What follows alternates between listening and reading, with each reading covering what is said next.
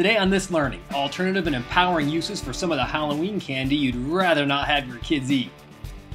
Meet Renee, founder and owner of Bambino Chef in downtown Jersey City, New Jersey. See some decorative tips and ideas you can do with your kids. Oh, they stepped it up. See ways parents and caregivers can be involved with a fun gingerbread decorating competition. Oh boy, it's on. When you join Renee, Paul, Andy, and myself for our Halloween gingerbreading at Bambino Chef. Paul Bauer, writer extraordinaire, to Andy and Renee. So, thank you, Renee. Hey guys, Chris Van Ness with This Learning. We're on a mission to find what works to empower education everywhere. Today we're with Renee, founder and owner of Bambino Chef. Happy week before Halloween, right? Happy week before Halloween, Chris.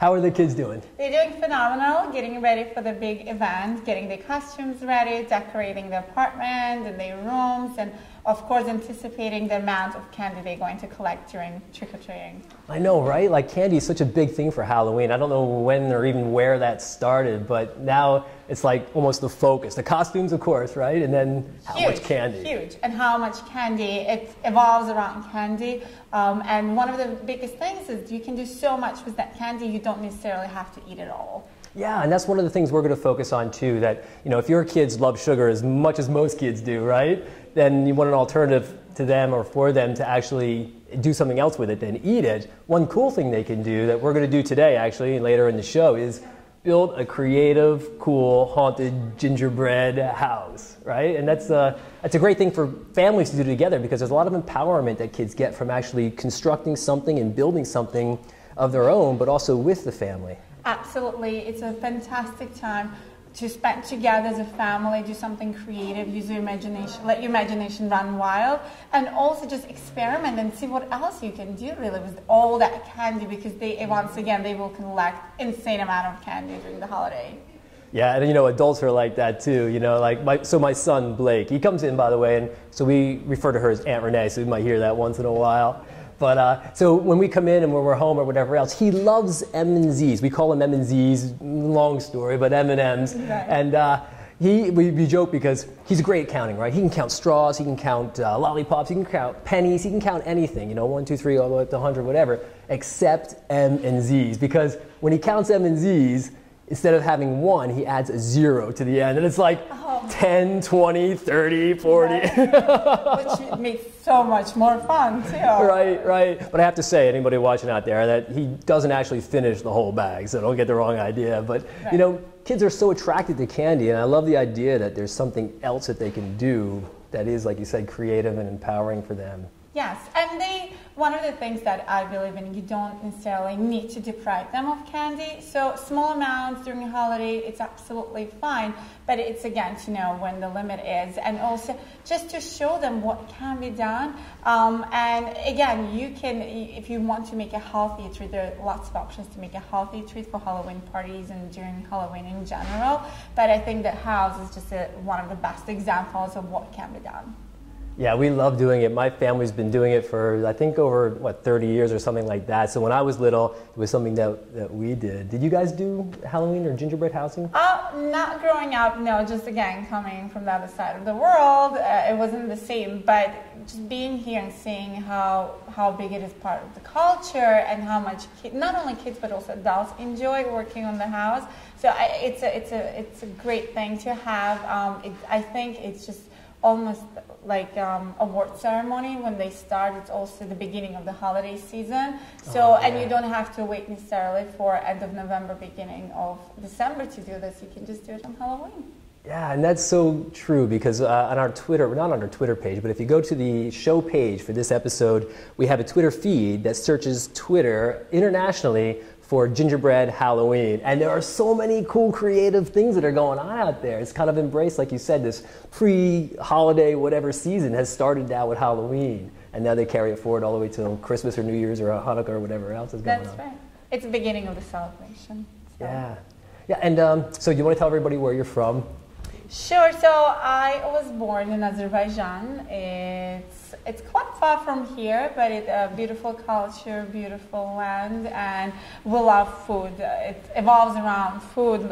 We love to have visitors, and we love to feed our visitors delicious food. So that's comes I think my connection with food. My family, we always gathered around kitchen tables and we cooked a lot together. We shared delicious meals together.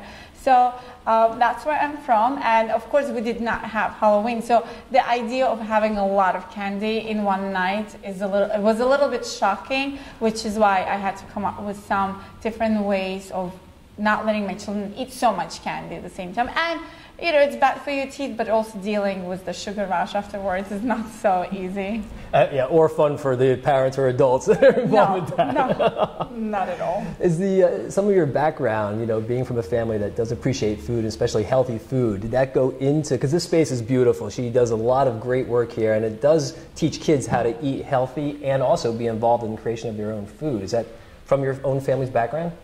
Yes, my family always had their own garden, lots of fruit, lots of trees with fruit, lots of vegetables. We had eggplants, peppers, tomatoes, we had apple trees, pomegranate trees. So I was very lucky to experience that, and I do feel it's very important to teach children while they're very young on how to make the right choices.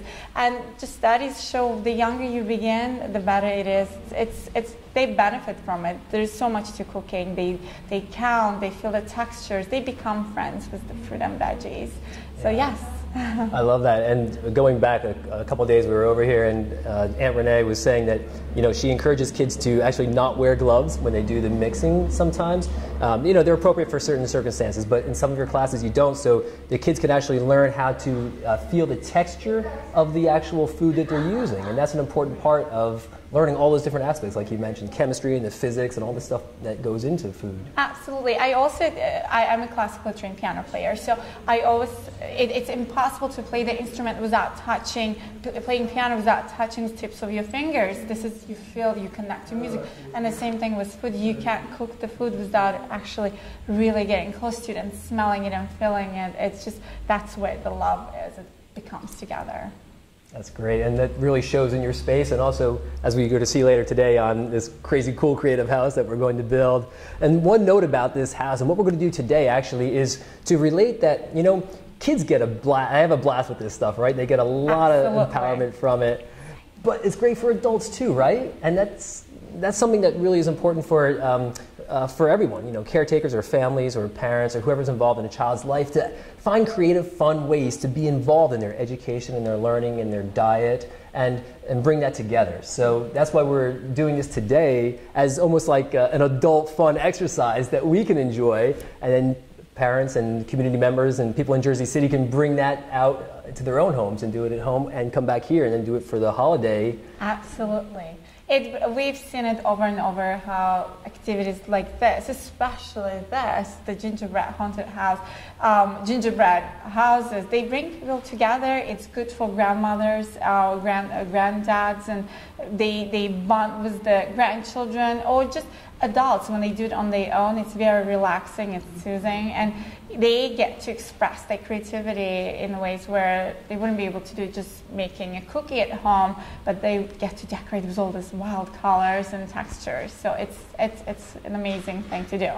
Pretty cool. And you're going to see some creativity later today, because the stuff that we're going to build is not going to be perfect, and that's the best part. It doesn't have to be perfect.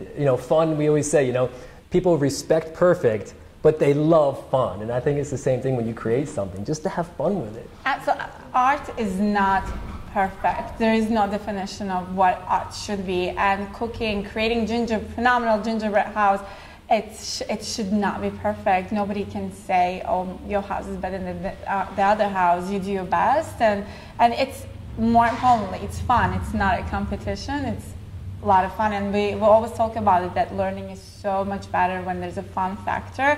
And I think decorating with all those different things, all this candy, it certainly adds the big fun factor. Yeah, and I love that too. We talked one time when we were doing this brainstorm session over here at Bambino Chef that, there's two aspects to learning, and there's a lot of talk out there right now about the competitiveness, and we have to teach kids to embrace competition. You go to the Olympics and there's only one gold medal and one silver, right? But at the same time, there's this whole creative aspect to learning, and that's really important to embrace everyone's creativity at whatever level it is. So, we can draw sort of like this distinction between, just a competition versus their creativity. And we're going to blend those worlds today, but I love that you say that, everybody's sort of a winner in the creative department, because that's our expression. Absolutely. We always say during our cooking classes, we always say, sometimes you'll have a young chef, a little tot telling me, oh, my cookie didn't come out right, or my eggplant looks a little funny, and all I will say is, roses are not red. Nobody can tell you what color to paint the flower, and the same thing with decorating or cooking. It's a form of art and it's fun. It's not supposed to be, there are no frames basically for that. Very cool. Okay, so next up, we're going to get over and meet Andy and Paul, who are going to be our teammates to do this kind of creative, cool construction / competition over here at the Gingerbread House. And competition. Oh boy, yeah. it's on. Competitive side. Right, let's do it. Let's do it.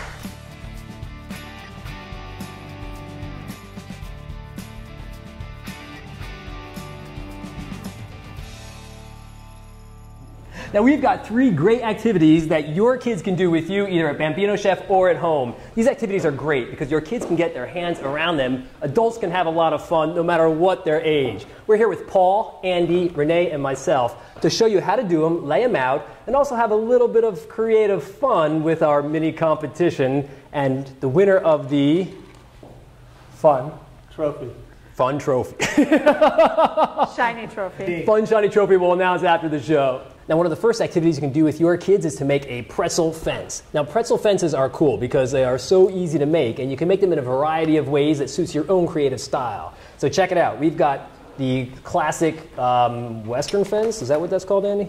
I think it's called a Western. That's a post and beam fence. Post and beam Post fence. and beam. Thank you, Paul. And Paul, what do you have over here?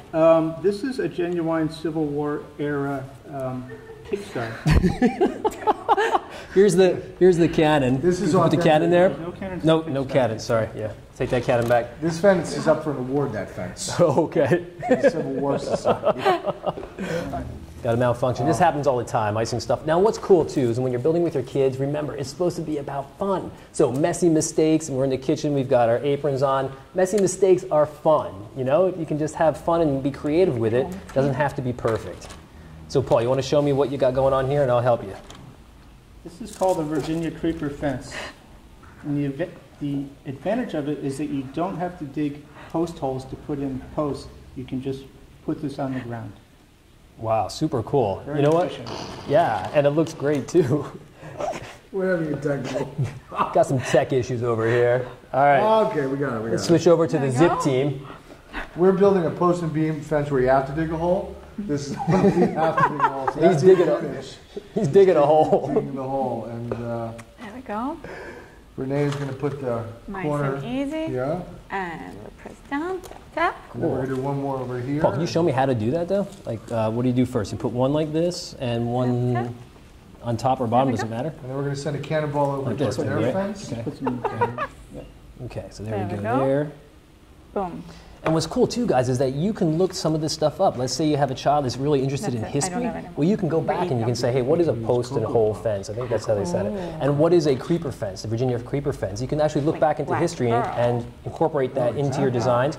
Or you can just have fun Fix with it. that in. Have a blast and you don't have to worry. All right, let's make ours. Pretty it up, pretty it up. Finish this bad boy. In the middle. Oh, in the middle. And remember, when you're doing this with your kids, have the dialogue, express yourselves, let them express themselves, and if they do something, a design different than you think, that, hey, that wasn't the design I had in mind, So like, have 3. let that roll, have fun with that. bites. Because it's their creativity too. We'll do this one here, there. Are we almost done? Almost done? Candy corn. Oh, Yeah. How about this side? We do one more here? And the worms Oh, we get got really one more to creepy. do. One more to do. That's Almost right. done. Let's beat them at this. Oh. Don't worry, this is like Survivor. Can we top them with something? Or do you want to make it like Our team classic? doesn't lose. Let's top them with the Browns. Let's top them with the Browns. This is classic design. All right. We're going to borrow some of their ideas. Yeah. Not the marshmallows, but just the what's The that? advantage with the Virginia creeper fence is you can have it go up the side of a hill. Or if you have a Why post does he know and so beam much about the fence, fences? He's into it's Civil going to War. lean to one side or the other. Interesting. The advantage of our Okay. fence is Self-supporting you can eat it. It tastes fence. good. Wow, that's pretty cool. That's really cool. I mean, you're learning physics and all kinds of stuff with this. Engineering. Engineering. I don't want to say Architecture. we're done. Oh, You're done. done. All right. Good teamwork. Hey, There we team. go. Nice icing hands. Proof of hard work. Hey, that looks We'd like to great. take a look at the winning fences. Oh. These are Fifth Avenue birthday Yes, fences. these are the fences that are going to be in the fall catalog this year. That's right.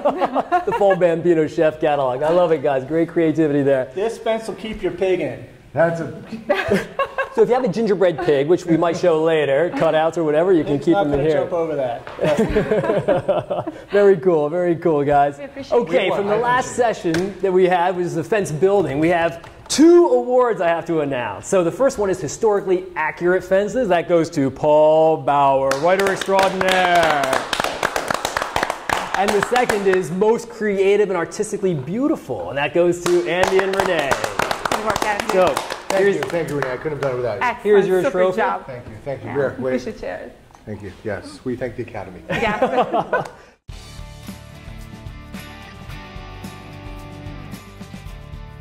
So keep in mind, there's a lot of different ways to interpret all the stuff that we do today, and you can put your own spin on it, like the artistic or the creative or the architecture or whatever you want to do. Make sure you embrace whatever your kids are into too. The next thing we're going to do is build ghosts. Now, ghosts are cool because they have basically 2 ingredients or 2 components. One is a lollipop, or is this called a dum-dum lollipop?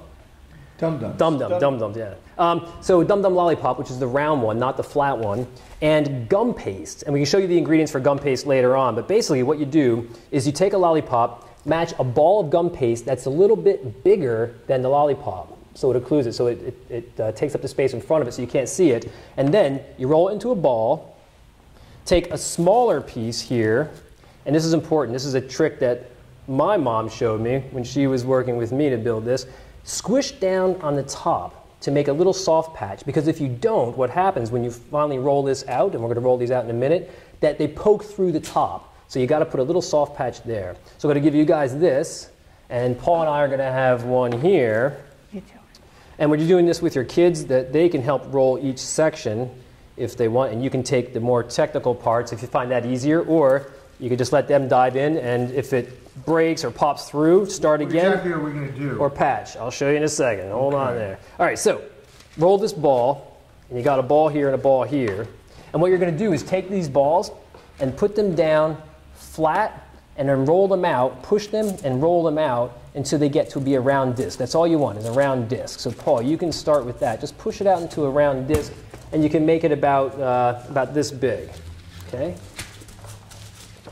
And you might, you can roll it first and then push it down and then push the edges out until it becomes a round disc. I think we need your help on this, Renee. It's actually the technique is very similar. I make this really good honey cake, and the technique is similar. You just, with your fingers, you kind of push it out, push it out. It's like making a snowball, but the reverse kind of way of making it. Yeah, and I'm going to do mine right on the table here. So I'm just going to push it down, push it down. I'm going to work fast so we can just get the sense of it. Push it down, push it down, push it down, push it down, and knead it around. And ideally, you should have some kind of parchment paper or something underneath so it doesn't stick to the table like mine's going to do. But that's the idea of it anyway. And then what do you do next? So then next, you take that piece off, exactly, right? You peel it off. And when, Paul, you're ready, you can peel yours off. And it should come up in about like a sheet. Again, it would be easier if I had this off the contact paper. And then you drape it over the top of your lollipop, right? Put it over. Right. And then once you have it on the top, just like that, exactly right. Then now the gum paste has a tendency to rip if you're too, if you pull too hard on it. Okay. So what you do is you put it on top gently, and then slowly crimp. Don't push down, because pushing down will make it pop out the top. Like you can see, mine has a rip. We'll fix that later. It's all about having fun. So just crimp it down around the bottom until it forms like a little bit of a shroud underneath. So this one is really rough. It's not the ideal form. But oh, look at Aunt Renee's over there, and This is what it should look like. right there. That's right. I think we just won another trophy. That's another trophy. Yeah. Let's take Yeah. Wait, Paul's not done. Paul's not done. Here he We goes. beat him on time limit. Yeah. Yeah. All right. And so then what you can do, you can take anything you want. Like I'm going to take 2 of these little brown guys, and You guys can take these two if you want, or you can take marshmallows, or you can take Renee, I'm going to rely on your creative genius. pretzel here. pieces. Oh, And you can put anything you want for the eye. So in my case, I'm just going to put 2 big eyes here. You might be like, whoa, look at the size of those, but that's cool because it's whatever you guys want to do with them. Easy. Oh, dueling ghost, ooh, flying ghost. Except our ghost has a nose and a mouth. That's Oh, nice. they stepped it up. Look at that. Very cool, guys. Very cool. All right. So the idea is you take whatever you've created and you can put them around the house. In our case, we're going to put the fences on later, but I'll show you how we can just put one of these ghosts. You can put a little hole in the Rice Krispie and then stick your ghost on there. And he's now part of your terrain and part of your house. All right, so once you have your creations finished, then you can put them on the house. We're going to use regular icing. In this case, it's going to be brown royal icing. And we have little holes already pre-stuck in here. If you don't, you can just take a lollipop stick or anything. And if you have made terrain and texture like the Rice Krispies that we did, you can just take anything really and just poke a hole in there so that it's available for the ghost when you stick it in. And now Paul's going to take his cool ghost and put it right in there. Voila! There's the Casper the Ghost, right? Nicely done, nicely done.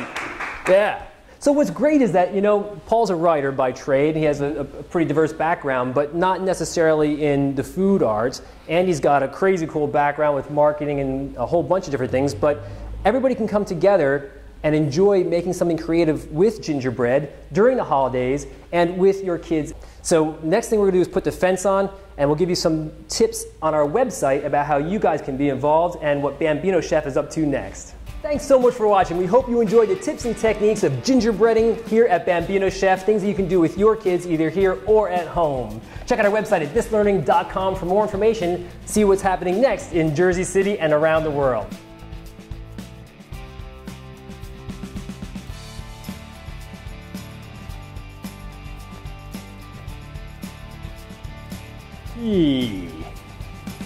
Hey. Can you spell Paul? Very well. O-O-L. L. Whoa. Paul Bauer, ladies and gentlemen.